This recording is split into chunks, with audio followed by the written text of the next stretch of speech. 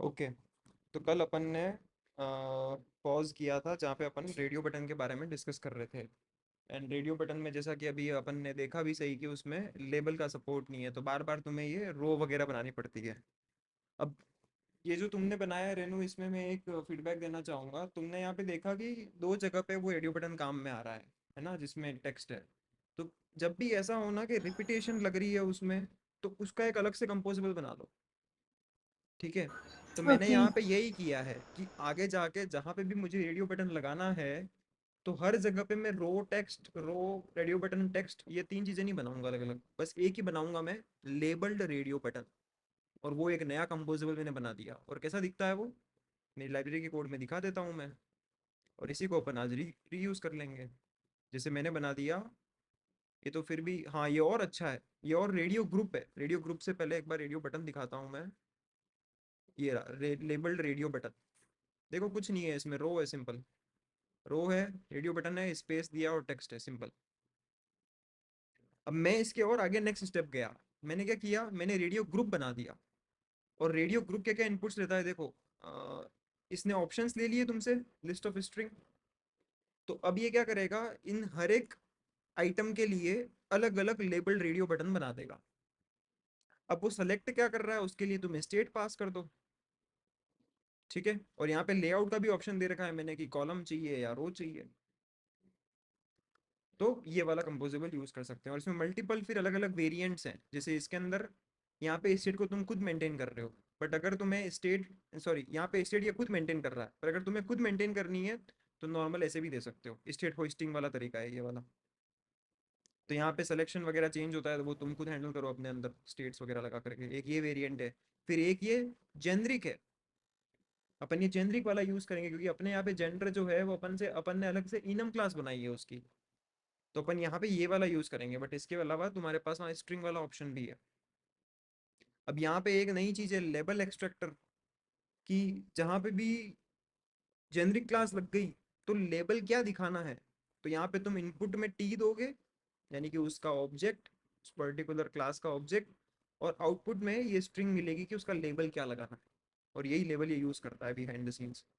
अब इसी का ये वाला तो स्टेट तुम पास करते हो वो वाला तरीका है, और यहाँ पे स्टेट होस्टिंग वाला तरीका है। स्टेट तुम खुद मेंटेन करो। तो दोनों अप्रोचेस हैं इसमें। इसके एग्जांपल्स दिखा देता हूँ मैं, इसमें सैंपल वाले एप्लीकेशन में भी है। कंपोज, कंपोज में sample, labelled radio button sample, जैसे ये रहा। अब मेल फीमेल, अगर अब ये किसी का बनाना है जेंडर का ही सपोज, और ये स्ट्रिंग के थ्रू बनाया है, तो पहले यहाँ पे स्टेट बना ली जेंडर की। देन जो भी तुम्हारे ऑप्शंस हैं, हर एक ऑप्शन के लिए रेडियो बटन लगा दिया। एक मिनट, रेडियो ग्रुप का नहीं है क्या, हाँ ये वाला रेडियो बटन का है, ये रेडियो ग्रुप का ये रहा। रेडियो ग्रुप में और कम हो गया, आसान आसान हो गया काम, सीधे ऑप्शंस दो इसको। और तुम्हारी स्टेट का यूज करके इस तरीके से काम कर सकते हो। यहाँ पे म्यूटेबल स्टेट के थ्रू और कम लाइन में काम हो गया। इतना सा काम हम भी अभी यही यूज करेंगे, सिंपल। ठीक है, करते हैं। सबसे पहले मतलब इंटी बाकी रेडियो को अगर मतलब हाँ, मल्टीपल सिलेक्शंस वाला कोई बनाना हो तो उसमें यूज होता है क्या रेडियो को? नहीं नहीं, रेडियो ग्रुप का तो मतलब ही ये है सिंगल सिलेक्शन।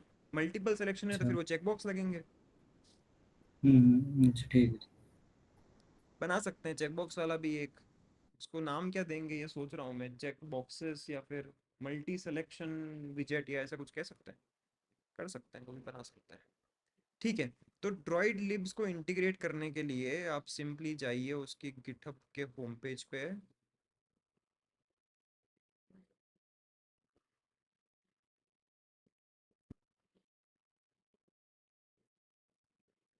ए भाई।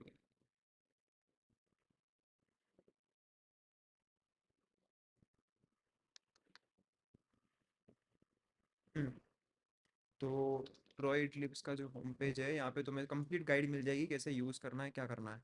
सबसे पहले इंटीग्रेट करना है, तो सबसे पहले ये जिट पैक लगाओ तुम्हारे प्रोजेक्ट ग्रेडल फाइल में। नहीं, प्रोजेक्ट नहीं, सॉरी, सेटिंग्स ग्रेडल फाइल के अंदर, डिपेंडेंसी रेजोल्यूशन के अंदर ये जिट पैक जाएगा सबसे पहले। सेकेंडली, अब तुम्हें यूज़ क्या करना है वो तुम्हें ध्यान रखना है। अभी के लिए बेस तो यूज़ नहीं कर रहे अपन, नॉर्मल कंपोजेबल्स यूज़ करने वाले हैं इसके, तो वो कंपोज वाले पैकेज में। कंपोज में भी ध्यान रखना है, कंपोज एंड्रॉयड यूज़ करना है।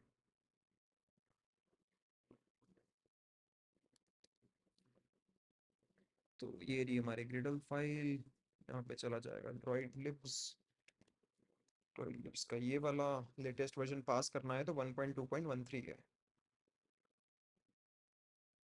वन और ये ड्रॉइड लिप्स जो है अपनी खुद की लाइब्रेरी है, तो अगर आपको कभी लगता है फ्यूचर में कि ये चेंजेस कर सकते हैं, ये फीचर हो सकता है या इस टाइप की जो होनी चाहिए, तो सजेशंस मैक्स टू मैक्स देने हैं। हम्म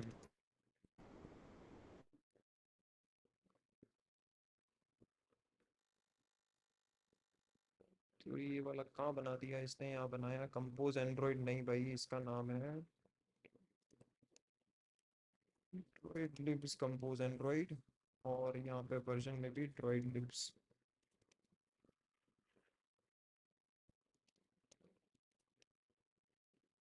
सिंक।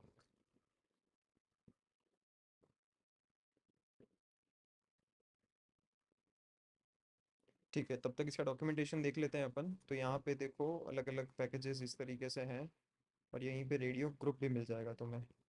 ये रहा, सिंपल सा इतना सा कोड है। रेडियो ग्रुप यूज़ करना है तो लेबल्ड रेडियो बटन यूज़ करना है तो ये लेबल्ड रेडियो बटन, अपन अभी ये वाला यूज़ करेंगे। ठीक है, तो फर्स्ट स्टेप है यहाँ पे उसकी इनम क्लास बनाना। तो अपन फर्स्ट वो बनाने वाले हैं मॉडल। तो मॉडल्स देखो आते हैं डोमेन लेयर के अंदर। अब यहाँ पे लेयर वाली बात चालू हुई है तो लेयर बता भी देता हूँ मैं एक बार ब्रीफ में कि किसी एप्लीकेशन में 3 लेयर्स होती है। सबसे बेसिक लेयर डोमेन लेयर ही होती है, जिसके अंदर कोई यूआई नहीं होती, जिसके अंदर नॉर्मल क्लासेस होती हैं जो तुम्हारे डेटा को होल्ड करती है। तुम्हारा जो बिजनेस है, तुम्हारा जो यूज केस है, जो पर्टिकुलर एप्लीकेशन में जो कोर लॉजिक्स है ना, जिसमें यूआई नहीं है, पर वो एक्चुअली वर्क किन कॉन्सेप्ट्स पे कर रहा है, वो वाली तुम्हारी डोमेन लेयर है। तो वो डोमेन लेयर के अंदर आते हैं मॉडल्स। और मॉडल हम इसे कहते हैं जो डेटा क्लासेस होती है जिनमें अपन डेटा को होल्ड करते हैं, वो सिंपल मॉडल क्लासेस होती है। तो यहीं पे एक नया मॉडल बनाएंगे, मॉडल वाला पैकेज बनाएंगे अपन, एंड इसके अंदर फर्स्ट वाला जो हमारा मॉडल जाने वाला है वो जाएगा जेंडर का। This will be an enum class, and यहाँ पे अभी के लिए 2 ऑप्शन है, male and female. All right, next अब हमें इसका वो लगाना है रेडियो ग्रुप। तो बायो के नीचे यहाँ पे आ जाएगा सो रेडियो ग्रुप। अब देखो ये 4 ऑप्शंस हैं, है ना। इन 4 ऑप्शंस में से मुझे बेस्ट प्रीफर यहाँ पे लगता है कि ये वाला होगा। म्यूटेबल स्टेट बना लेंगे अपन, पहले इसकी स्टेट बना ही लेते हैं यहाँ पे। तो val gender is equals to remember mutable state of, and initially हम देंगे नल, है ना, कुछ भी सिलेक्टेड नहीं होगा, और टाइप इसका होगा जेंडर। सो स्टेट में जाएगा जेंडर, ऑप्शंस में जाएगा gender dot entries dot to list. ठीक है, अब लेबल एक्सट्रैक्ट करना है, यानी कि क्या चीज दिखानी है, तो इट डॉट नेम दिखाना है, ये ऐसे। अब यहाँ पे तुम चाहो तो इसको मॉडिफाई भी कर सकते हो, जैसे कि dot upper case dot lower case, जो करना है वो करो, यानी कि यहाँ पे तुम कंट्रोल करते हो। अब ये रेडियो क्यों, ये वाला जो रेडियो ग्रुप बना है ये किस चीज का बना है, यहाँ पे टी क्या आया है, यहाँ पे टी आया है जेंडर। तो ये लेबल एक्सट्रैक्टर यहाँ पे यही पूछ रहा है कि इस पर्टिकुलर जेंडर का क्या लेबल दिखाना है, वो जो रेडियो बटन के पास में जो टेक्स्ट दिख रहा है ना, वो टेक्स्ट में क्या दिखाना है। तो मैंने कल भी बताया था, किसी भी इनम क्लास के अंदर डॉट नेम यूज करते हो तो जो तुमने बनाया है, जैसे यहाँ पे अपन ने मेल फीमेल बनाया है, तो ये एज इट इज तुम्हें स्ट्रिंग फॉर्मेट में मिल जाएगा। वो डॉट नेम प्रॉपर्टी हर एक में मिलती है, हर इनम क्लास में मिलती है, तो वो डॉट नेम डिस्प्ले हो जाएगा इससे। एंड इसी में शायद एक लेबल का भी ऑप्शन होता है, लेबल या टाइटल का, आई थिंक टाइटल होना चाहिए, हाँ टाइटल। टाइटल में मैं यहाँ पे जेंडर दे सकता हूँ, तो देखना वो जेंडर बना देगा। और यूआई में अगर तुम देखो तो इसका एक कार्ड था, तो वो कार्ड भी बना सकते हैं अपन, I think tonal field tonal card ऐसा कुछ होता है, फील्ड टोनल बटन है।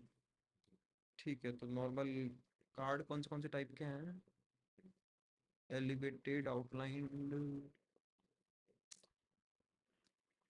नॉर्मल कार्ड ही हो सके देख लेते हैं, चलो एक बार इस कार्ड में इसको एंटर करते हैं, एंड डायरेक्ट इसकी पैडिंग देते हैं तो काम करता नहीं है, तो एक बार के लिए कॉलम दे देते हैं, और मॉडिफायर पैडिंग हॉरिजॉन्टल मेरे को देनी है 12 dB और वर्टिकल मेरे को देनी है सपोज 8 dB। इसमें रेडियो चला जाएगा। तो अब यहाँ पे अब एक और चेक आ जाएगा हमारा, है ना। बट अभी के लिए बस मैं बस ये कॉन्सेप्ट तुम्हें बताना चाह रहा था कि कितना इसको देखो, कल जो अपन ये डिस्कस कर रहे थे इसे हम कहते हैं इनपुट वैलिडेशन, है ना। कि यूजर ने जो चीज इनपुट करी वो सही इनपुट करी या नहीं करी, है ना। हम ये नहीं चाहते कि यहाँ पे वो सबमिट कर दे ब्लैंक डेटा, गलत डेटा सबमिट कर दे। अब यहाँ पे अभी के लिए हमने जस्ट ब्लैंक चेक किए, हमने यहाँ पे एक और वैलिडेशन लग सकता है कि उसकी लेंथ कितनी है, मिनिमम लेंथ हम कितनी अलाउ कर रहे हैं। अगर कोई फोन नंबर एंटर कर रहा है तो उसमें ABCD नहीं आने चाहिए, है ना। बहुत सारे ऐसे केसेस हैं जो बनते हैं। तो ये सारी एक्स्ट्रा मेहनत नहीं करनी, क्योंकि ये ऑलरेडी ड्रॉइड लिब्स में मैंने बना रखा है।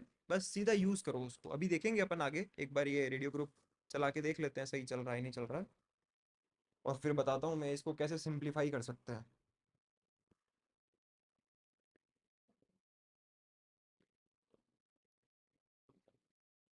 हाँ, ये एक, जैसे ही ड्रॉइड लिब्स यूज करोगे ये एक इशू आने वाला है ना। और ये वाला इशू आता है तो सॉल्यूशन मैंने यहाँ बता भी रखा है, तो जो ढंग से पढ़ेगा ना उसको पता रहेगा।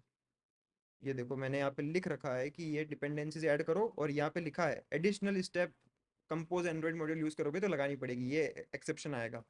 तो सॉल्यूशन इसका सिंपल सा ये है कि इस वाली लाइन को अपने ग्रेडल फाइल में ऐड कर दो, ग्रेडल ऐप, और यहाँ पे डिपेंडेंसीज से जस्ट ऊपर पेस्ट कर दो इसको, sink and run.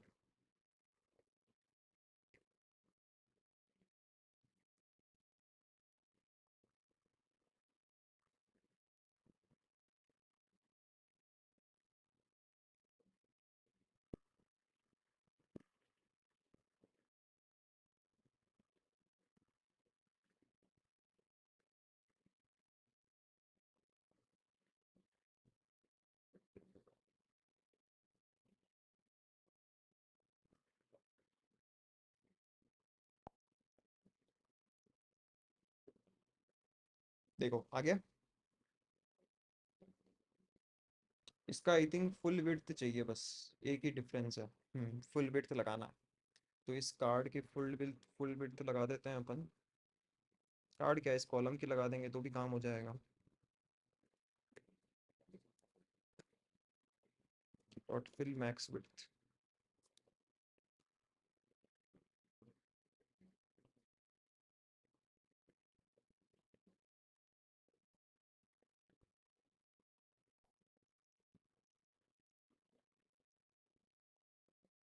Okay, done. ठीक है, इसके अलावा क्या इनपुट है, डेट ऑफ बर्थ और इमेज को बाद में करेंगे। अभी के लिए अपन ये 3 4 फील्ड्स रखते हैं, और इसको एक बार कमिट कर देते हैं। यहाँ पे जेंडर का काम हो चुका है, तो integrate droid libs compose and gender radio group. ठीक है। अब देखो, ये जो वैलिडेशंस की मैं बात कर रहा था, इसके लिए ड्रॉइड लिब्स लाइब्रेरी के अंदर टेक्स्ट इनपुट लेआउट बना हुआ है। टेक्स्ट इनपुट लेआउट ये रहा।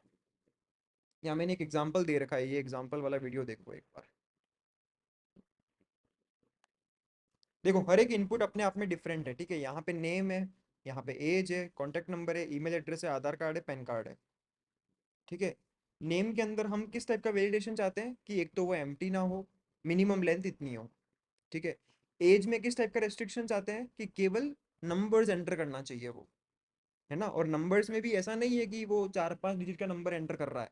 तो यहाँ पे हम मिनिमम लेंथ मैक्सिमम लेंथ लगा सकते हैं कि मिनिमम 1 डिजिट का होना चाहिए, मैक्सिमम 2 या 3 डिजिट का होना चाहिए, बस उससे ज़्यादा नहीं।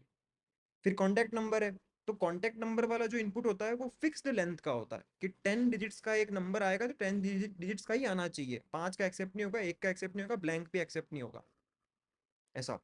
फिर ईमेल एड्रेस है, तो ईमेल इस एड्रेस के अंदर एक रेगुलर एक्सप्रेशन लगेगी कि पहले कुछ कैरेक्टर्स होने चाहिए, फिर एट द रेट का साइन होना चाहिए, फिर कुछ कैरेक्टर्स, फिर एक डॉट, फिर कुछ कैरेक्टर्स, है ना। ये एक फॉर्मेट होता है ईमेल एड्रेस का, तो वो हम वही हम एक्सेप्ट करेंगे। देन जैसा कॉन्टैक्ट नंबर है वैसे ही आधार कार्ड नंबर है, ये 10 डिजिट का होता है तो ये 12 डिजिट का होता है। फिर पैन कार्ड है, तो पैन कार्ड में भी एक रेगुलर एक्सप्रेशन हम खुद भी सप्लाई कर सकते हैं, क्योंकि ये पैन कार्ड एक जेनरिक एग्जांपल हो गया, है ना, यानी कि कस्टम यूज केस हो गया जो यूजर खुद डिफाइन करता है। तो यहाँ पे हम खुद भी एक अपना खुद का रेगुलर एक्सप्रेशन दे सकते हैं जिसके थ्रू मैच होगा। यहाँ पे कोई ऐसा है जिसको नहीं पता क्या होता है रेगुलर एक्सप्रेशन?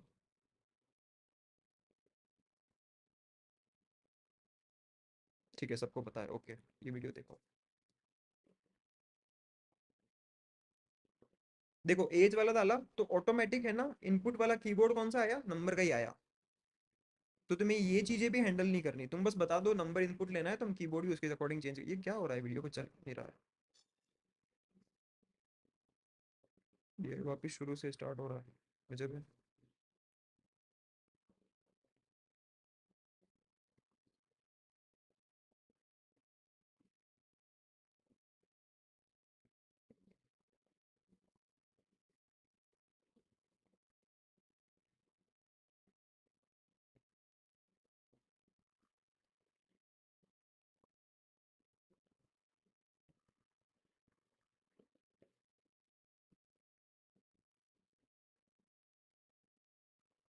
हम्म।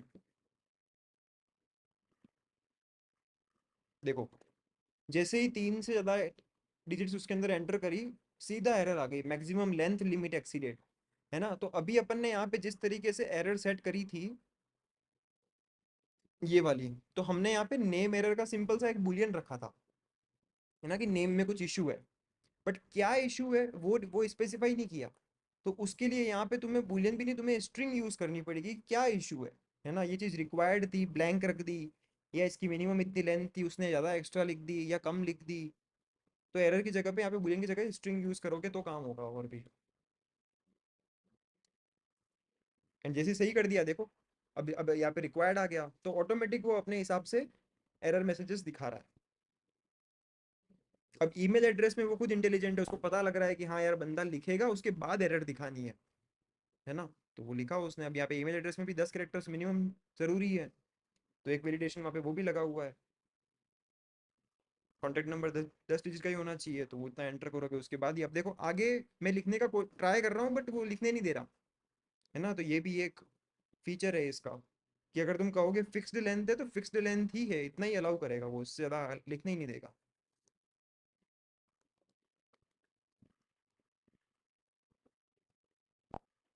ये ईमेल एड्रेस में इस फॉर्मेट में लिखोगे तो काम होगा। और पैन कार्ड में मैंने यहाँ पे एक रेगुलर एक्सप्रेशन लगा रखा है।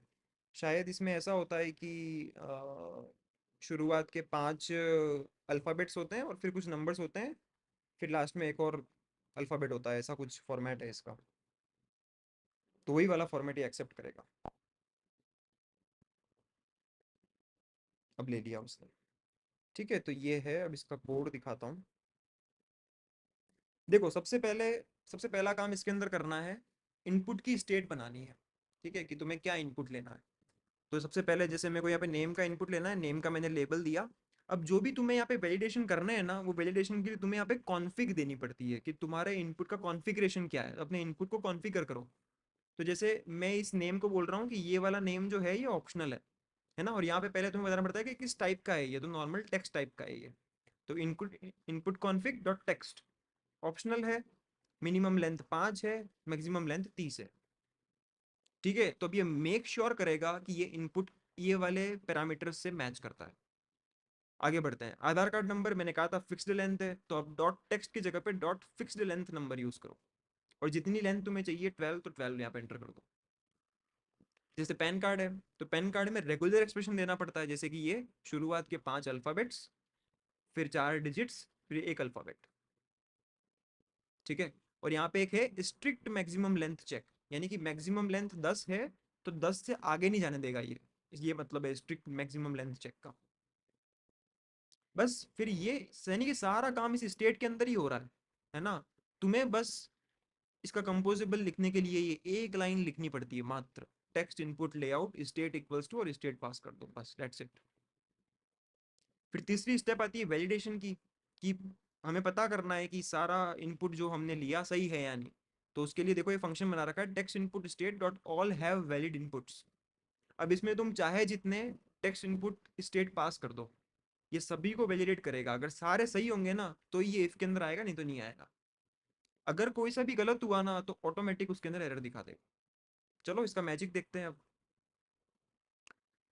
तो हमने यहाँ पे अभी के लिए ये नेम एरर, बायो एरर, ये स्टेट्स बनाई थी, ये नहीं बनानी। अब सिंपल हम बनाएंगे val name input is equals to remember और म्यूटेबल स्टेट ऑफ और टेक्स्ट इनपुट स्टेट। ठीक है, टेक्स्ट इनपुट स्टेट में सबसे पहले तुम्हें देना है लेबल, तो लेबल में जाएगा नेम। एंड इनपुट कॉन्फ़िग देनी है, तो इनपुट कॉन्फ़िग डॉट टेक्स्ट वाली। ठीक है, एंड टेक्स्ट में भी हमें ऑप्शनल तो नहीं रखना है। देखो बाय डिफॉल्ट वो क्या क्या लेता है वो भी तुम देख सकते हो। जैसे जब तुम टेक्स्ट दोगे तो ये इनपुट कॉन्फ़िग का ऑब्जेक्ट बनता है, और बाय डिफॉल्ट ऑप्शनल को वो फॉल्स रखता है, यानी कि रिक्वायर्ड है ये। ऑप्शनल फॉल्स यानी रिक्वायर्ड है ये बाय डिफॉल्ट। इनका डॉक्यूमेंटेशन लिखना बाकी है, वैसे यहीं पे आ जाना चाहिए था, पर चलो कोई बात नहीं, करेंगे धीरे धीरे इम्प्रूव वो। तो टेक्स्ट टाइप का है ये। एंड मुझे इसके अंदर मिनिमम लेंथ चाहिए कम से कम, कितना का है, 3 तो होना चाहिए, चलो 3 कर देते हैं। और मैक्सिमम लेंथ होनी चाहिए सपोज 25 की। ठीक है, ये हो गया नेम का। दूसरा बनाना है बायो का। बायो का भी सेम टू सेम ही बनेगा, कॉपी पेस्ट कर लेते हैं। बायो का इनपुट, एंड बायो में आपको एटलीस्ट 10 करेक्टर तो लिखने ही है। मैक्सिमम आप सपोज 50 लिख सकते हो। ठीक है, एंड यहाँ पे अभी आउटलाइन टेक्स्ट फील्ड की जगह पे आपको सिंपली यूज करना है टेक्स्ट इनपुट लेआउट, और स्टेट में पास कर दो नेम इनपुट बस। और यहाँ पे भी टेक्स्ट इनपुट लेआउट और स्टेट में पास कर दो बायो इनपुट। अब इसकी ज़रूरत नहीं है। एंड यहाँ पे अब जो ये इतना सारा कचरा कर रहे थे ना अपन, इसी कचरे की भी ज़रूरत नहीं है। इसकी जगह पे तुम सिंपली क्या करो, if text input state dot all have valid inputs. क्या क्या इनपुट ले रहे हैं हम, नेम और बायो का। अगर वैलिड इनपुट्स हैं इन दैट केस हमें ये स्नैक बार दिखाना है। तो वो जो स्नैक बार अपन दिखा रहे थे ना जब एरर आ रही है तब भी, कि your name is empty, your name is required, उस स्नैक बार की भी जरूरत नहीं है, क्योंकि ये एरर सब कहाँ दिख रही है, सीधा उस टेक्स्ट इनपुट लेआउट में ही दिख रही है। तो वो एक्स्ट्रा हेडेक भी बच गई यहाँ पे। अब नेम है यहाँ पे, तो नेम इनपुट डॉट, फिर ये वैल्यू वाला फंक्शन यूज करो, है ना। डॉट वैल्यू सीधा मत यूज करना, डॉट वैल्यू वाला फंक्शन यूज करो, तो वो सीधा उसकी जो स्ट्रिंग वैल्यू होगी ना वो आ जाएगी। Bio input dot value, that's it. Run करते हैं।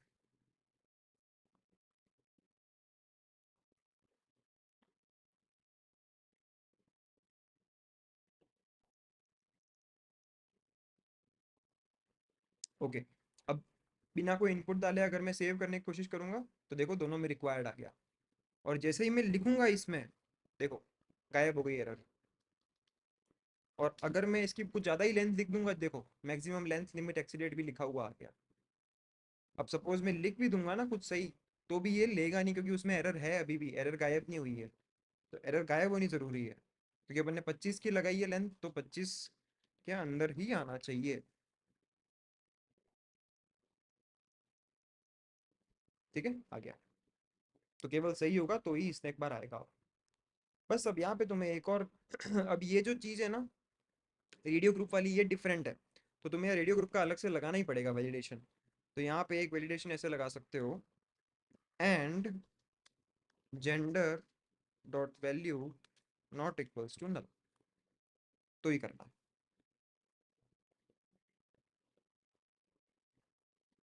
ठीक है, तो अब आते हैं नेक्स्ट स्टेप के ऊपर। अभी के लिए अपन ने 4 इनपुट्स ही लिए, एंड 4 से ही प्रोसीड करेंगे अभी अपन, इनको बाद में करेंगे। अब यहाँ से सेव का बटन क्लिक होने पे हमें क्या करना है, यूजर का एक ऑब्जेक्ट बनाना है। एक बार वो डॉक भी ओपन कर लेता हूँ ताकि तुम्हें आइडिया रहे मैं क्या बात कर रहा हूँ।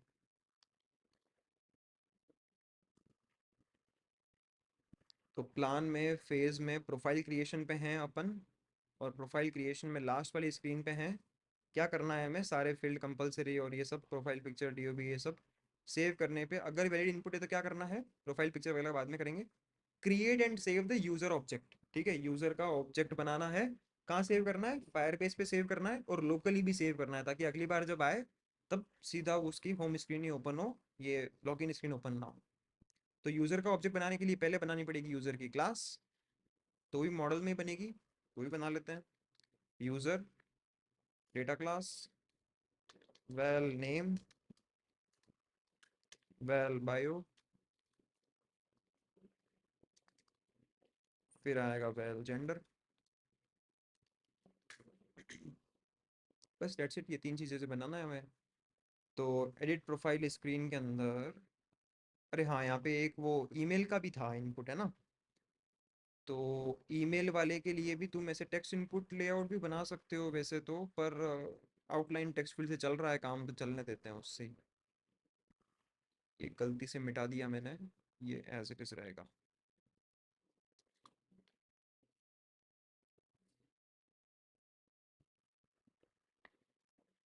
ठीक है, यूजर में एक ईमेल का भी फील्ड है। ऑलराइट, तो अब हमारे यहाँ पे अगर सभी इनपुट सही हैं तो हमें क्या करना है, यूजर का एक ऑब्जेक्ट बनाना है। तो यूजर का ऑब्जेक्ट बन जाएगा इस तरीके से, यूजर पहले आएगा नेम, तो name input dot value, function use करना है ना, फंक्शन। ये नेम इक्वल्स टू क्या हुआ, किसी ने हैंड रेस किया क्या? हाँ जी बोलो। यस सर, वो पुराना कोड कैसे लेके आए थे आप वापस? पुराना कोड कौन सा, ये ईमेल वाला? हाँ। देखो ईमेल में हमें क्या है, इनपुट वेरिएशन की तो बात ही नहीं आती, क्योंकि हमें केवल प्रीफिल करना है उसे, और उसको एडिट करने भी नहीं देना है, क्योंकि ये ऑथेंटिकेटेड वैल्यू है। देखो पहले भी अपन ने रीड ओनली रखा था इसको, तो यहाँ कुछ वैलिडेशन की नीड ही नहीं है, तो मैंने टेक्स्ट इनपुट लेआउट यूज ही नहीं किया। Simple outline text field use किया जिसमें केवल वैल्यू पास करी है मैंने, वैल्यू कभी चेंज हो ही नहीं रही, तो लैम्डा भी एम्प्टी दिया है। ठीक है, क्लियर? यस, मैं ये पूछ रही हूँ कि आप वापस ले मतलब कैसे लेके आए, शॉर्टकट क्या है? अच्छा अच्छा, शॉर्टकट देखो ये रहा। अपन यहाँ पे गिट यूज कर रहे हैं, है ना, और मैं फ्रीक्वेंटली कमिट कर रहा हूँ। तो प्रीवियस वाला जो चेंज है वो मेरा कहीं गायब नहीं हुआ, वो ऑलरेडी कमिट हुआ हुआ था। तो यहाँ पे देखो ऐसे में रोल बैक में मिलेगा तुम्हें, ये रहा।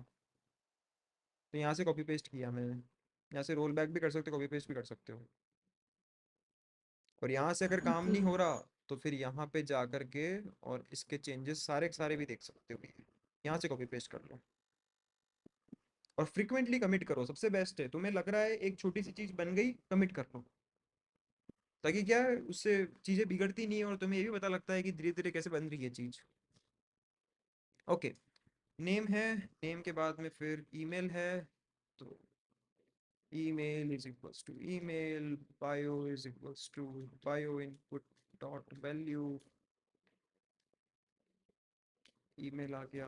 और यहाँ पे आएगा gender, gender equals to gender dot value. अब यहाँ पे दिक्कत है, ये नलेबल है ना, और जबकि मैंने यहाँ पे ये चेक लगा लिया है कि नॉट इक्वल्स टू नल, फिर भी ये आईडी को समझ में नहीं आ रहा कि ये यहाँ पे आते आते इसकी वैल्यू नॉन नल ही होगी। कोई बता सकता है ये एरर क्यों आ रही है अभी भी? सही कैसे करेंगे वो अलग बात है, बट मैं ये पूछ रहा हूँ कि आ क्यों रही है, इसको समझ में क्यों नहीं आ रहा कि ये ऊपर चेक लग चुका है जबकि ऑलरेडी कि नॉट नल होगी ये, तो भी यहाँ समझ में क्यों नहीं आ रहा है इसको? कोई डिफॉल्ट वैल्यू नहीं है क्या इसकी? हम्म, डिफॉल्ट वैल्यू क्या है इसकी? नल है, वैसे तो अपन ने क्लीन क्लास नल यूज है। किया है। नल इसकी है स्टेट डिफॉल्ट। स्टेट हाँ ही तो इस नल तरीके है तो से है, दिक्कत है। नलेबल है। हम्म, तो क्वेश्चन मार्क हटाना पड़ेगा फिर अपन को। नहीं नहीं, वो हटा नहीं सकते, क्योंकि एक्चुअली क्या है, इनिशियली जेंडर कुछ भी सेलेक्ट करके नहीं देंगे हम, जैसे कि डिफॉल्ट मेल या डिफॉल्ट फीमेल नहीं दे रहे अपन। तो नल तो रखना पड़ेगा, और इसलिए मैंने जो रेडियो ग्रुप बनाया भी है ना, तो उसमें भी अगर तुम देखोगे तो स्टेट नलेबल ही है, स्ट्रिंग वाला भी देखोगे तो नलेबल ही है वो, क्योंकि चीज ही ऐसी है ये, बिल्कुल। इनिशियली कुछ बट सेलेक्टेड वो नहीं है कि करेंगे। आगे सबमिट नहीं हो गया मैं कंफर्म है, बट हम्म, क्या करें यहाँ पे। देखो मैं बताता हूँ, वैसे वैसे इसने खुद ही बता दिया कि क्यों नहीं कर पा रहा है ये। इसने बोल दिया भैया स्मार्ट कास्ट हम नहीं कर पा रहे हैं, है ना। इसने पहले ही बोल दिया कि आप एक्सपेक्ट कर रहे थे कि स्मार्ट कास्ट हो जाएगा, बट स्मार्ट कास्ट नहीं हुआ जेंडर में, यानी कि gender question mark, gender nullable का जेंडर में स्मार्ट कास्ट नहीं हो पाया। मैं जो बता रहा था ना यहाँ पे, उसका मतलब यही है कि अगर मैंने एक बार नॉट नल चेक कर दिया तो अब वो नलेबल से नॉर्मल बन जाएगा। तो ये नहीं बन पाया, स्मार्ट कास्ट नहीं हुआ, इम्पॉसिबल है। क्यों? Gender dot value is a mutable property that could have been changed by this time. अब यहाँ पे क्या मल्टी थ्रेडिंग काम में आ गई, यानी कि हम ये वाला कोड एग्जीक्यूट करते वक्त ज़रूरी नहीं है कि हमारा एप्लीकेशन केवल यही कोड एग्जीक्यूट कर रहा है। ये स्टेट हो सकती है किसी और कंपोजेबल के पास में गई हो और उसने उसकी वैल्यू चेंज कर दी, ऐसा भी हो सकता है। यानी कि हमने ये इफ़ कंडीशन एग्जीक्यूट करी और इसके बाद में किसी ने उसकी वैल्यू चेंज कर दी, सपोज नल कर दी, तो हमारे यहाँ तो दिक्कत हो गई ना, इसलिए स्मार्ट कास्ट नहीं कर पा रहा है ये। तो ये स्मार्ट कास्ट केवल उस केस में वर्क करता है जब तुम्हारी ये वैल्यू किसी और थ्रेड को एक्सेसिबल नहीं होती। ऐसे भी आते हैं केसेस, आएगा तब बताऊंगा। बट अभी के लिए सॉल्यूशन क्या है, देखो सॉल्यूशन, सबसे गंदा सॉल्यूशन तो यही है कि आप यहाँ पे ये डबल एक्सक्लेमेशन लगा दो, इसको बोलते हैं नल असर्शन। और आईडी भी यही देगी सजेशन, देखना पहला इसका सजेशन यही आता है, जो कि गलत है। क्योंकि ये क्या क्रैशेस ले आएगा, अगर तुम्हें इसका मीनिंग नहीं पता ना ये क्या करता है, तो क्रैशेस ले आएगा।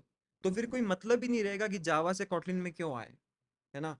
जावा में यही सबसे बड़ी दिक्कत थी कि कौन सा वेरिएबल नल स्टोर कर सकता है ये पता नहीं लगता था, और यहाँ पे भी यही हो गया। तुमने भले ही नलेबल यूज किया बट उसको नॉन नल बना रहे हो तुम ऐसे लगा करके, तो फिर कोई सेंस नहीं बनता। तो केयरफुली यूज करो। यहाँ पे भले ही मैं यूज कर रहा हूँ, ठीक है, ये वाला यूज केस ठीक है, क्योंकि मुझे पता है कि मैं जेंडर कहीं और चेंज नहीं करूंगा। और एक बार मैंने चेक कर लिया नॉन नल है तो फिर वो नॉन नल ही होगा। तो यहाँ पे ठीक है, सही है, वर्क कर रहा है ये, कोई दिक्कत नहीं है। इसके अलावा एक सोल्यूशन और क्या कर सकते हैं हम, ये वाला चेक मैं यहाँ से हटा सकता हूँ और यहाँ पे मैं लिख सकता हूँ जेंडर डॉट वैल्यू, और इसको मैं लेट कर सकता हूँ, है ना। अगर मुझे जेंडर की वैल्यू मिलेगी देन ही मैं आगे प्रोसीड करूंगा, और उसके लिए मैं इस पूरे को वापस से इसके अंदर ले जा सकता हूँ। तो यहाँ पे आ जाएगा इट। एक ये तरीका है बचने का इससे, यानी कि जेंडर में वैल्यू होगी तो ही ये वाला कोड एग्जीक्यूट होगा। माना कि एक लेवल नेस्टिंग इसके अंदर एक्स्ट्रा हो गई, बट एकदम सेफ कोड है ये, क्रैश नहीं होगा, डेफिनेटली क्रैश नहीं होगा कभी भी। ठीक है, तो ये यूजर का ऑब्जेक्ट बन गया। अब क्या करना है नेक्स्ट, यूजर को सेव करना है। कहाँ पे सेव करना है? फायरबेस पे सेव करना है। तो फायरबेस रोल में आ गया, अपन ने शायद फायरबेस पहले ऐसे ऐड कर रखा है, बस एक डिपेंडेंसी फायर स्टोर की ओर ऐड करनी पड़ेगी। तो वो भी कैसे करते हैं बता देता हूँ। ये ऑथ वाली जैसे डिफाइंड है ना, उसी तरीके से। वैसे कल वो कह रही थी रेनू की ऑथ की ज़रूरत नहीं है, तो हटा देते हैं ऑथ को, अपन इसी की जगह पे फायर स्टोर लिख देते हैं, फायर स्टोर। एंड यहाँ पे भी फायर स्टोर सिंक। एंड अब यहाँ पे रोल में आता है डेटा लेयर।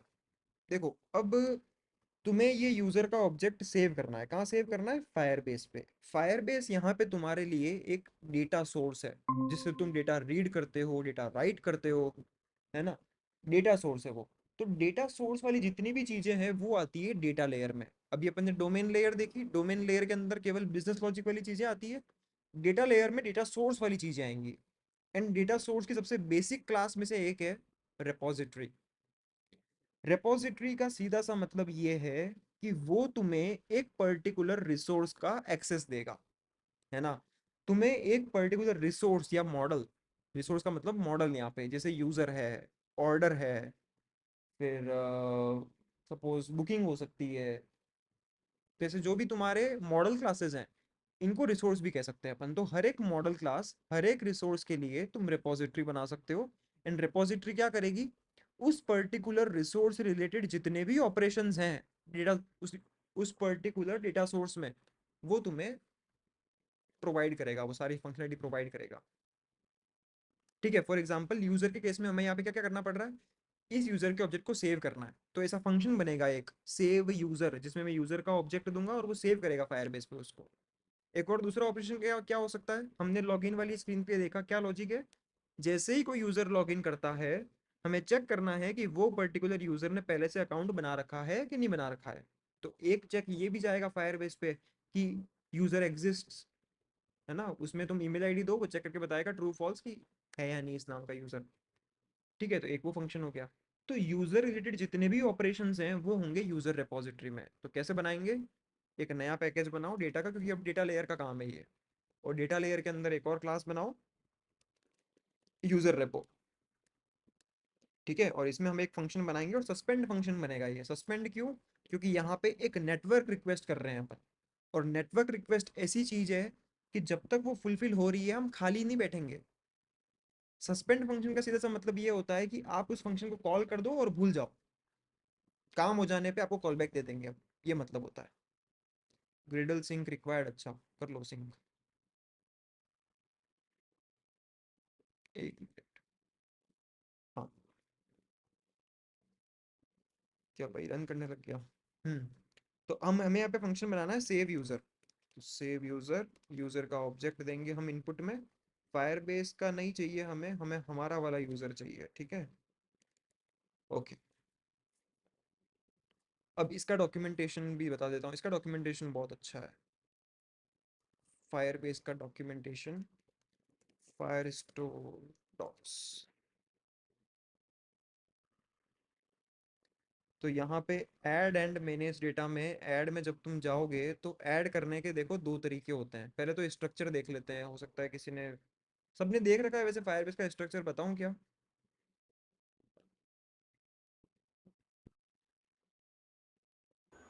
नहीं। नहीं बताऊं ना?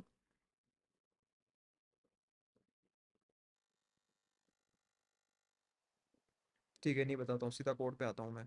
तो फायरबेस में सिंपल हमारे पास कलेक्शंस होते हैं, कलेक्शंस की का एक नेम होता है, उसके अंदर डॉक्यूमेंट सेव होते हैं, हर डॉक्यूमेंट की एक आईडी होती है, ठीक है। तो ऐड करने का सिंपल सा तरीका ये है कि आप डीबी का एक रेफरेंस लो डेटाबेस का, फिर किस कलेक्शन में ऐड करना है डॉक्यूमेंट आपको, फिर डॉक्यूमेंट और उसकी आईडी क्या होनी चाहिए, और फिर सेट कर दो डेटा को, ठीक है। एक तरीका तो ये है जहाँ पे तुम खुद आईडी स्पेसिफाई करते हो।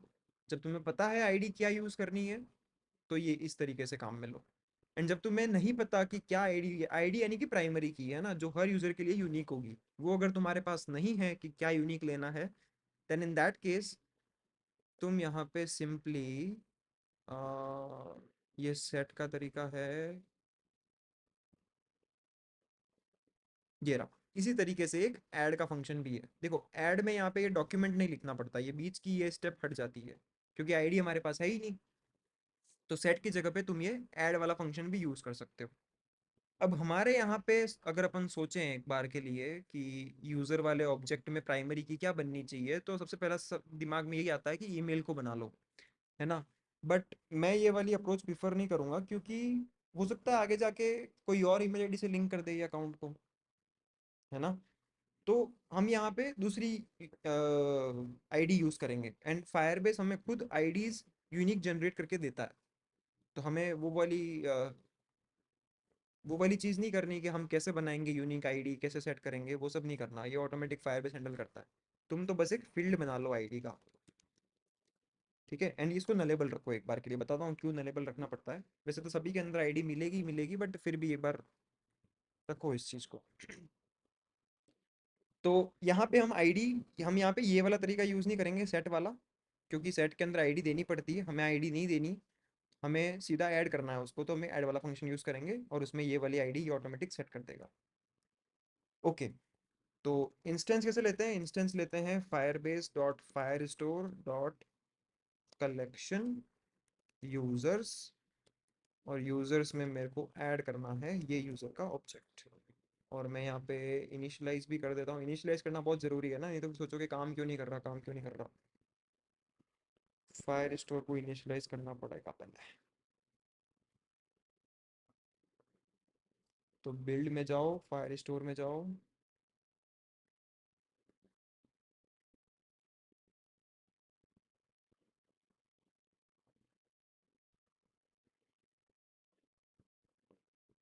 सबसे पहले क्रिएट होगा डेटाबेस।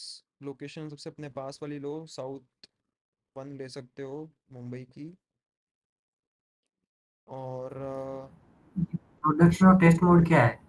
हाँ ये मैं एक्सप्लेन करता हूँ, देखो होता क्या है, तुम्हारा जो डेटाबेस है ना, ये डेटाबेस ऐसा है कि फायरबेस ने जो बना रखा है प्लेटफॉर्म, वो ऐसा है कि वो वेब से भी एक्सेस कर सकते हो, नॉर्मल अगर तुम्हारी कीज़ वगैरह हो किसी के पास तो नॉर्मल पाइथन से भी एक्सेस कर सकते हो, और एंड्रॉयड में तो तुमने देख ही लिया, लिख ही सकते हैं। नॉर्मल कॉटलिन से भी मैं इंटेलिजे के अंदर भी फायरबेस एक्सेस कर सकता हूँ, ऐसा नहीं है केवल एंड्रॉयड के अंदर ही कर सकता हूँ, इंटेलिजे भी कर सकता हूँ। तो द पॉइंट इज कि मल्टीपल जगह है जहाँ से फायरबेस को एक्सेस किया जा सकता है। तो अगर सपोज करो तुम्हारी की किसी के पास पहुंच गई, लीक हो गई, हो सकता है तुमने ना गिटहब के ऊपर प्रोजेक्ट सेव करते वक्त वो गूगल सर्विसेज को खुला छोड़ दिया, या फिर कहीं और एफसीएम वगैरह यूज कर रहे हो और तुम्हारी की किसी के पास चली गई। तो देखो, की जाने से भी नुकसान ना हो उसके लिए इन्होंने रूल्स बना रखे हैं, है ना। और यहाँ पे हम सबसे स्ट्रिक्ट रूल क्या बना सकते हैं कि यूजर ऑथेंटिकेटेड होना चाहिए, ठीक है। और यहाँ पे तुमने अगर नोटिस किया हो तो जब अपन ने कल गूगल ऑथेंटिकेशन ऑन किया था फर्स्ट वाले सेशन के अंदर, तब हमने इसको अपनी एसएचए की प्रोवाइड करी थी। क्यों क्यों प्रोवाइड करी हमने? क्योंकि हम श्योर हैं कि इस एसएचए की से बनी हुई एपीके केवल हम ही बना सकते हैं पूरी दुनिया में, और कोई नहीं बना सकता, क्योंकि जिसके पास ये वाली डीबग की होगी वही बना सकता है, ठीक है। तो वो एक तरीका हो गया, और उससे हमने क्या इनेबल किया? ऑथेंटिकेशन, है ना। तो हमारे एप्लीकेशन जो वो वाली एसएचए की से बनेगी एपीके, केवल उसी में ऑथेंटिकेशन किया जा सकता है। समझ रहे हो बात की गंभीरता को? तो ऑथेंटिकेशन से रोल है सब कुछ, यानी कि जो यूजर ऑथेंटिकेट कर पाएगा डेटा का एक्सेस केवल उसे ही मिलेगा। यानी कि सपोज करो तुम यहाँ पे ऑथेंटिकेशन तुमने ऑन कर दिया, गूगल वाला तुमने एसएचए की लगा दी, तुमने गूगल सर्विसेज भी गिटहब पे डाल दी सपोज, तो मैं वो लेकर के भी कुछ नहीं उखाड़ सकता, क्योंकि उसके लिए पहले मुझे ऑथेंटिकेट करना पड़ेगा, और ऑथेंटिकेट करने के लिए तुम्हें यहाँ पे एसएचए की ऐड करनी पड़ेगी, जो कि मेरे पास एक्सेस है ही नहीं, है ना। तो ये फायदा है, इसलिए रूल्स को हमेशा टेस्ट मोड में रखो ही मत, क्योंकि भूल जाते हैं। देखो, अगर तुम ये टेस्ट मोड में स्टार्ट करोगे ना, तो 1 महीने बाद ये ऑटोमेटिक सारे रीड राइट डिनाई कर देगा। फिर 1 महीने बाद सोचोगे अरे यार काम क्यों नहीं कर रहा, काम क्यों नहीं कर रहा प्रोजेक्ट। तो शुरू से ही हैबिट रखो। हम जाएंगे प्रोडक्शन मोड में, और यहाँ पे भी पता नहीं क्यों ये इफ फॉल्स करता है, फॉल्स गलत है। हम यहाँ पे कुछ और लिखेंगे अभी, तो एक बार के लिए क्रिएट करो इससे। हम यहाँ पे रूल ये रखेंगे कि जो ऑथेंटिकेटेड है उसे रीड राइट का एक्सेस देना है, बाकियों को नहीं देना। सिंपल।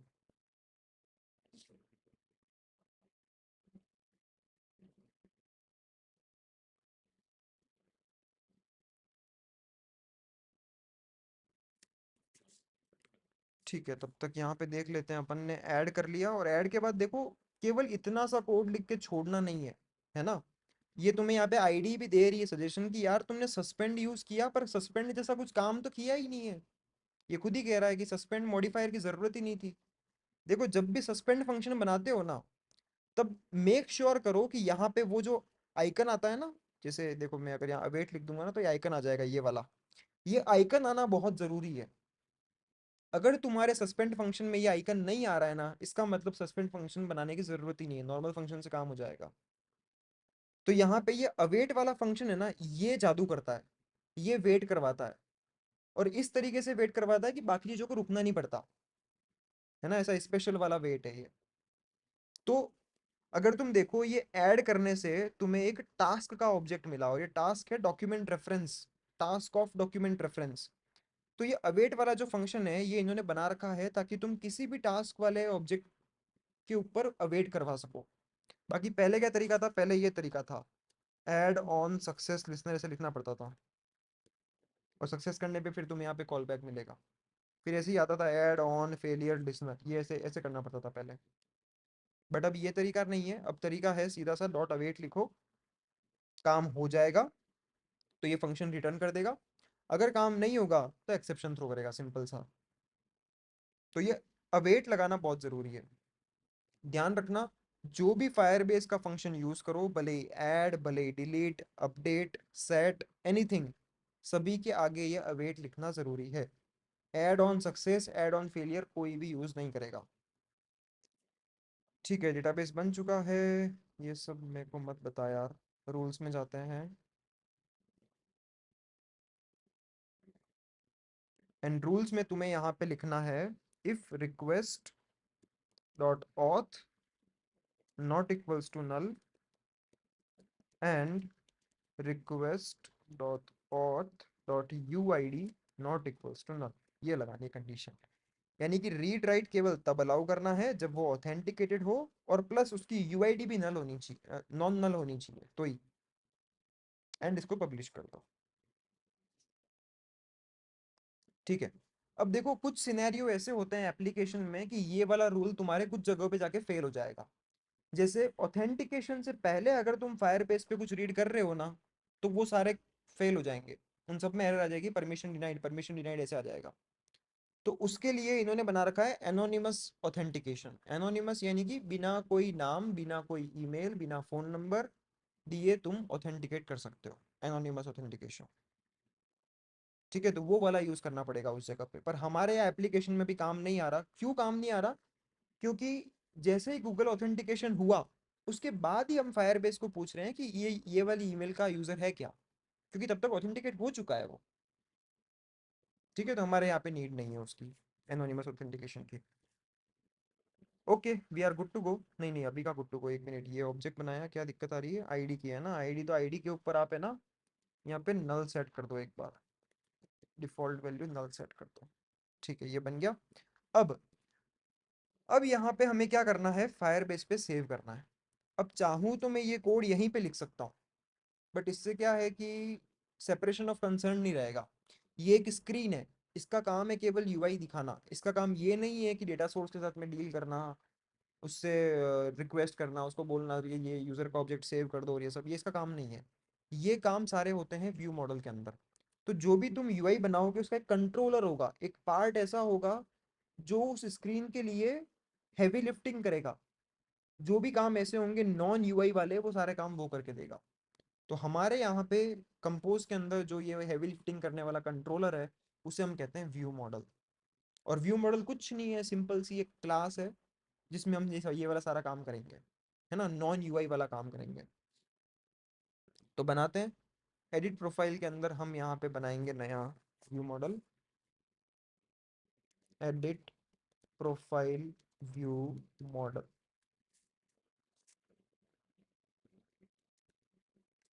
और ये बनेगी एक क्लास, और ये इनहेरिट करेगी व्यू मॉडल से। क्लास है तो कंस्ट्रक्टर कॉल करना पड़ेगा। अब यहाँ पे हम एक फंक्शन बना सकते हैं कि सेव यूजर, और यहाँ पे तुम्हें यूजर का ऑब्जेक्ट मिल जाएगा। और यहाँ पे हम व्यू मॉडल भी दे देंगे इसको। फिर यहाँ पे तुम simply view model dot save user call कर लो, यूजर का ऑब्जेक्ट दे दो। अब ये टोस्ट, ये स्नैक बार वगैरह दिखाने की भी जरूरत नहीं है। ओके, अब आगे का काम हम यहाँ करेंगे। हमने बना दी यूजर रेपोजिटरी, तो यूजर रेपोजिटरी का ऑब्जेक्ट बना करके और फिर सेव यूजर कॉल कर दो। तो user repo dot save user और ये यूजर का ऑब्जेक्ट पास कर देंगे। अब ये है एक सस्पेंड फंक्शन, तो कॉल भी सस्पेंड फंक्शन में ही होगा ये, है ना। या तो सस्पेंड फंक्शन में कॉल करो या फिर कोरूटीन स्कोप में कॉल करो। तो कोरूटीन स्कोप यहाँ पे बनेगा view model scope dot launch, इससे तुम्हें कोरूटीन स्कोप मिल जाएगा। अब ये व्यू मॉडल स्कोप क्या चीज़ है? देखो होता क्या है, एंड्रॉयड में हर चीज़ की एक लाइफ साइकिल होती है। यानी कि एक फिक्स्ड पीरियड होता है जब तक वो मेमोरी के अंदर रहता है, उसके बाद हट जाता है वो। यानी कि जब भी तुम रिसेंट से अगर अपना एप्लीकेशन हटा दोगे, तो वो उसकी लाइफ साइकिल वहाँ पे एंड हो जाती है सबकी। तो उसी तरीके से व्यू मॉडल की भी एक लाइफ साइकिल होती है, जब तक कि स्क्रीन के साथ में लिंक्ड है वो। हाँ बोलो। भैया अपन हिल्ट कौन से केसेस में यूज करेंगे, मतलब करेंगे, बिल्कुल बिल्कुल, अभी अभी आगे आएगा रोल में वो, आगे आगे अच्छा। लूंगा उसको भी। और हिल्ट को भी नहीं, मैं आजकल कॉइन प्रीफर करूंगा, क्योंकि कॉइन का थोड़ा कम बॉयलर प्लेट अच्छा। कोड बहुत कम है उसका, और प्लस में आगे मल्टी प्लेटफॉर्म में यूज करोगे ना, तो कॉइन ही यूज होगी। तो अपन अच्छा। कॉइन प्रीफर करेंगे अभी आगे जाके। हम्म। तो व्यू मॉडल स्कोप, तो व्यू मॉडल की एक लाइफ साइकिल है। तो उस लाइफ साइकिल में ये एक कोरूटीन लॉन्च करेगा। कोरूटीन्स में ग्लोबल स्कोप भी होता है। ग्लोबल स्कोप क्या करता है कि वो किसी के साथ भी अटैच्ड नहीं है, वो खुला है, वहां पे तुम कुछ भी कोड एग्जीक्यूट कर सकते हो। बट व्यू मॉडल स्कोप हमारी जब तक स्क्रीन चालू है तब तक हम काम करेंगे इसके अंदर, स्क्रीन गायब तो हम गायब। तो उसके अंदर ये नई कोरूटीन बनेगी और उसके अंदर फिर ये वाला काम करेगा। एंड सेव हो जाने के बाद हमें कुछ दिखाना है, है ना। अब यहाँ पे आता है ट्विस्ट, हम अब स्क्रीन से बाहर आ चुके हैं, हमने व्यू मॉडल बना दिया है। अब यहाँ व्यू मॉडल में हमारे पास कोई तरीका नहीं है टोस्ट दिखाने का या स्नैक बार दिखाने का कि आपका यूजर का अकाउंट बन चुका है, ऐसा कुछ बताने का तरीका नहीं है। अगर तुम सोच रहे हो कि हम यहीं पे लिख दें, है ना, इसके नीचे जैसे कि यहाँ पे लिखा हुआ था ये, है ना, अगर तुम्हें लगता है कि इससे काम हो जाएगा तो देखो नहीं होगा। मैं बताता हूँ क्यों। सेव यूजर में गए तुम, सेव यूजर में हमने क्या किया, एक नई को रूटीन लॉन्च करी। ये भी एक एक्चुअली में सस्पेंड वाला ही काम है, लॉन्च करना भी एक सस्पेंड वाला ही काम है। ये जो आइकन है ना, ये भले ही यहाँ पे आइकन आया नहीं, पर ये काम ऐसा ही कर रहा है ये। अगर तुम यहाँ पे कुछ टोस्ट वगैरह कुछ लगा भी दोगे ना नीचे, तो जैसे ये फंक्शन कॉल होता है ना, तुरंत वो टोस्ट दिखा देगा, तुरंत वो स्नैक बार दिखा देगा, तुरंत लॉक दिखा देगा जो भी लगाओगे। ऐसा इसलिए है क्योंकि ये हाथों हाथ रिटर्न कर देता है लॉन्च। ये वेट नहीं करता, इसमें जो भी कोड लिखा है ये एग्जीक्यूट करने का वेट नहीं करता ये। बट हम चाहते हैं कि वेट हो। क्यों वेट हो? ताकि अगर ये काम करते वक्त कुछ एक्सेप्शन आ गई ना, तो वो भी हैंडल करनी पड़ेगी। हो सकता है यूजर पहले से एग्जिस्ट करता हो, या फिर नेट बंद हो यूजर का। एनी नंबर ऑफ फेलियर्स हैं, है ना, जो हो सकते हैं इस टास्क में। इसलिए हमारा वेट करना जरूरी है। जब हमें फायरबेस कह देगा कि हाँ सेव हो चुका है, उसके बाद ही हमें टोस्ट दिखाना है या आगे बढ़ना है। Got the point. तो एक तरीका देखो सिंपल सा यहाँ पे ये है कि हम यहाँ पे एक लैम्डा पास कर सकते हैं कि ऑन सक्सेस पे क्या करना है। तो ऑन सक्सेस में तुम यहाँ पे इस तरीके से ये लैम्डा दे सकते हो, और ये काम हो जाने के बाद इसी कोरोटीन स्कोप के अंदर ही हम ऑन सक्सेस कॉल कर देंगे। ठीक है। देखो दोनों में रात दिन का डिफरेंस है। मैं एक ऑन सक्सेस यहाँ पे नीचे लगाऊं और एक ऑन सक्सेस में यहाँ पे लगाऊं, दोनों में बहुत डिफरेंस है। यहाँ पे जो लगाओगे ये तुरंत कॉल हो जाएगा, बिना ये काम हुए कॉल हो जाएगा वो। बट यहाँ पे ऊपर लगाओगे तो ये फिर एक डिफरेंट दुनिया है। ये वाली जो दुनिया है ना इस वाले फंक्शन की, ये वाली है नॉर्मल। बट जैसे ही तुम इस लॉन्च के अंदर आ गए तो तुम कोरूटीन स्कोप में आ चुके हो अब। और कोरूटीन स्कोप में जो भी सस्पेंड फंक्शंस कॉल होते हैं ना, ये इनका वेट करता है, फिर रियली में वेट करता है। जब ये काम पूरा होगा ना, फिर ये नेक्स्ट लाइन के अंदर आएगा। ये मैजिक है। और इसी को अगर तुम यहाँ पे नीचे लगा देते हैं, सपोज यहाँ पे लगा देते हैं, तो ये एक बिल्कुल अलग चीज़ हो जाती। क्योंकि ये लॉन्च वाली चीज़ जो है ये एसिंक्रोनस है, ये वेट नहीं करता। बट यहाँ पे तुमने एसिंक्रोनस काम किया, वो भी सिंक्रोनस वे के अंदर। ये इसका मैजिक है कोटलिन का। ठीक है, तो ऑन सक्सेस कॉल कर दिया, और यहाँ पे अब तुम्हें एक लैम्डा पास करना है, तो मैंने लैम्डा पास कर दिया, और अब ये काम इसके बाद यहाँ पे होगा। तो आई होप कि रीज़न क्लियर हो गया होगा, मैंने इसको यहाँ नीचे क्यों नहीं लिखा, मैंने इतनी मेहनत क्यों करी यहाँ पे ऑन सक्सेस वगैरह क्यों लगाया और उसको क्यों कॉल किया। क्योंकि सस्पेंड फंक्शन है ये, ध्यान रखना। हाँ, और यहाँ पे क्या एक मल्टी थ्रेडिंग का कंसेप्ट यूज होता है जनरली एक्चुअली के अंदर, तो वही है यहाँ पे कि जैसे ही आप लॉन्च यूज करते हो तो वैसे एज्यूम करो कि लॉन्च आने के बाद में तुरंत नीचे वाला कोड एग्जीक्यूट हो चुका है। और सस्पेंड फंक्शन और जो लॉन्च के अंदर जो कोड लिखा है वो लाइन बाय लाइन ही चलेगा, बट लॉन्च के अंदर भी आप मल्टीपल लॉन्चेस यूज कर सकते हैं, तो वो भी एक साथ एग्जीक्यूट हो जाएंगे। तो ये एक्चुअली में यहाँ पे मल्टी थ्रेडिंग यूज होती है। सो इसके बारे में आपको थोड़ा डाउट आए या कुछ भी किसी भी प्रकार की दिक्कत आए तो आप डायरेक्टली कांटेक्ट कर सकते हैं, मेरे से भी पूछ सकते हैं क्या सीन है, क्योंकि ये थोड़ा सा डिफरेंट कंसेप्ट है। एंड हमारी वेबसाइट के ऊपर हमने अच्छा खासा इसके अंदर ना एसिंक्रोनस प्रोग्रामिंग के ऊपर बता रखा है, तो ये मॉड्यूल भी आपको पढ़ना ज़रूरी है। और एक अच्छा टाइम है जब आपको इसके बारे में पढ़ना चाहिए कि एक्चुअली के अंदर की ये एसिंक्रोनस प्रोग्रामिंग क्या चीज़ है, क्योंकि एंड्रॉयड के अंदर क्या होता है कि मल्टीपल थ्रेड्स पे काम होते हैं। यूआई के ऊपर जो भी चीज़ दिख रही है, बटन्स दिख रहे हैं, चीज़ दिख रही है, वो सारा काम यूआई के ऊपर हो रहा है। बट जैसे नेटवर्क पे रिक्वेस्ट गई, अदर चीज़ें हुई, वो सारा का सारा काम जो है वो अपना बैकग्राउंड थ्रेड के ऊपर हो रहा है। देन वहाँ से जो रिस्पॉन्स आ रहा है उसको किस तरीके से अपन को मेन थ्रेड के ऊपर लेके आना है, तो मल्टी थ्रेडिंग प्रोग्रामिंग यूज होती है यहाँ पे। एंड मल्टी थ्रेडिंग प्रोग्रामिंग के लिए हमारे पास में मल्टीपल फ्रेमवर्क्स हैं, जैसे कि async task, RX Java and अब कोरूटीन। तो कोरूटीन जो काफ़ी फेवर मतलब काफ़ी डेवलपर्स और आज की जो कम्युनिटी है वो काफ़ी उसको फेवर करती है। इस पे काफ़ी अच्छा खासा हमने लिख भी रखा है ऑलरेडी। तो ये बेस्ट टाइम है कि आपको ये एसिंक्रोनस प्रोग्रामिंग वाला जो टॉपिक है वो पढ़ना चाहिए। ठीक है, तो ये वाला एक्सप्लोर करना।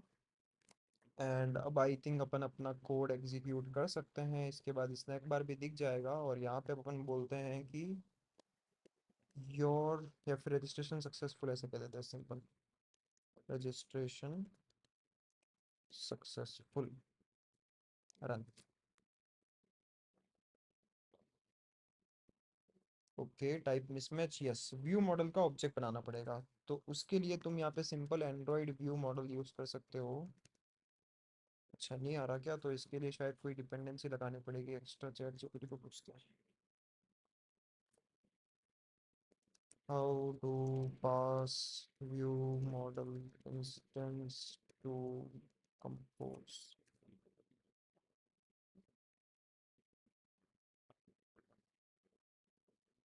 Bye view models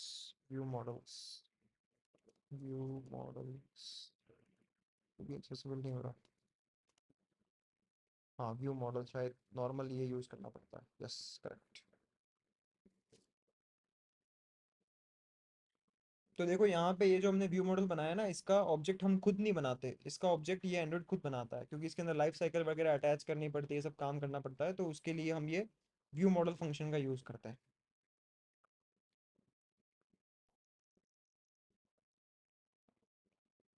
sign in हो गया। डायरेक्ट करोगे तो करने नहीं देगा, है ना, नाम वगैरह सही से लगाना पड़ेगा आपको, बायो में भी कुछ लिखना पड़ेगा, और जेंडर अगर नहीं दोगे तो लेगा नहीं है। अच्छा, मिनिमम 10 कैरेक्टर है, ये लो। अब जेंडर नहीं दिया तो एक्सेप्शन नहीं दिया, यहाँ पे कुछ इसने बताया नहीं है ना। तो यहाँ पे अब ये तुम्हारी नेक्स्ट टास्क है कि यहाँ पे इसके नीचे ये अपन हमने बनाई कॉलम, रेडियो ग्रुप दिखाया, इसके नीचे यहाँ पे एक और बनाओ कि जेंडर एरर नाम का है ना, और अगर नहीं सेलेक्ट किया तो यहाँ पे वो एरर आ जानी चाहिए, और जैसे ही हमने सेलेक्ट किया ना तो हट भी जानी चाहिए। ये नेक्स्ट टास्क है, ठीक है। उसको फीडबैक दो कि आपने जेंडर इनपुट नहीं किया। देखो चाहे तो स्नैक बार दिखा सकते हैं अपन, पर यहाँ पे दिखाना बेटर रहता है जस्ट इनपुट के पास में कि क्या गलती है। ठीक है, सेलेक्ट कर लेता हूँ मैं, सेव। रजिस्ट्रेशन सक्सेसफुल, काम हो गया हमारा। देखा, थोड़ी सी देर रुका वो, उसके बाद कॉल हुआ। अब ये डिफरेंस तुम खुद देख सकते हो, जब ये स्कोप डॉट लॉन्च को सीधा नीचे लिखोगे तब तुरंत हाथों हाथ क्लिक करते ही दिखा देगा, देखना उस केस में। बट यहाँ पे हल्का सा रुक के किया उसने, क्योंकि टाइम लगता है नेटवर्क रिक्वेस्ट में। एंड अब डेटा में आओगे तो यूजर्स में नया यूजर बन चुका है, और देखो बाय डिफॉल्ट ये आईडी इसने बना दी। अब यहाँ एक चीज ऑब्जर्व करो, ये आईडी हमेशा नल है यहाँ पे, और जब भी तुम ये ऐड वाला काम करोगे ना, सभी में आईडी नल ही रहेगी। क्यों? क्योंकि आईडी वापस से सेव करने की जरूरत थोड़ी है, आईडी तो ऑलरेडी यहाँ ऊपर सेव हो चुकी है, तो यहाँ पे आईडी का कोई मीनिंग नहीं है। तो हमने बनाई क्यों फिर? हमने बनाई इसलिए ताकि जब हम नेक्स्ट टाइम रीड करेंगे ना इसको, तब इस आईडी में हमें ये वाली वैल्यू चाहिए, ठीक है। क्योंकि जब हम रीड करते हैं वापस फायरबेस से, तब हमें केवल यूजर का ऑब्जेक्ट मिलता है, साथ में आईडी कैसे लोगे? या तो तुम मैप बनाओ कि आईडी टू यूजर का मैप, वो तो मेहनत हो जाएगी फालतू। तो क्या करेंगे अपन, यूजर के ऑब्जेक्ट में ही एक आईडी का फील्ड रखेंगे, और वो आईडी ऑटोमेटिक पॉपुलेट करेगा ये। एंड वो ऑटोमेटिक पॉपुलेट कराने का भी एक तरीका है, अगर डॉक्यूमेंटेशन पढ़ोगे तो मिल जाएगा उसके अंदर। सिंपली तुम्हें क्या करना है, यहाँ पे @document id, ये एक एट्रीब्यूट, ये एक एनोटेशन लगा देना है। तो क्या है कि जब भी तुम रीड करोगे इसको, इस पर्टिकुलर ऑब्जेक्ट को, तो ये ऑटोमेटिक जो इसकी आईडी है ना, उसको प्रीफिल कर देगा इधर, इस आईडी वाले को। ठीक है, तो आई होप आज के लिए सफिशिएंट है, 10 बज चुकी है, एंड आज हमने हमारा ऑब्जेक्ट फायरबेस तक पहुंचा दिया है। कल अपन, कल तो नहीं, कल थर्सडे है, ठीक है, कल ऑफ है। नेक्स्ट अपन मिलेंगे फ्राइडे को, एंड हर थर्सडे ऑफ ही रहेगा। सो नेक्स्ट अपन करेंगे, ये इन दोनों को बाद में ही अपन करेंगे, इमेज को और डीओबी को।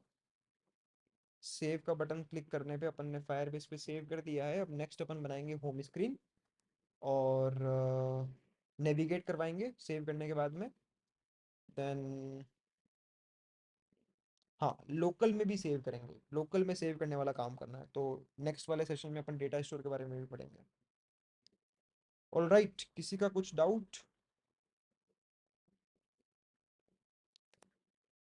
नहीं मेरे साथ नहीं, अभी तो नहीं। नहीं है ना? अरे आज केवल रेनू और इसने ही है, वो अच्छा विकास नहीं आने वाला है, अपन इतने ही थे, है ना। 3-4 हाँ मिनट ठीक है, रिकॉर्डिंग्स काम आएंगी बाद में किसी की, और क्या। हाँ, हम दोनों ने क्या ऑलरेडी लीड का बोल रखा था हम्म 8 और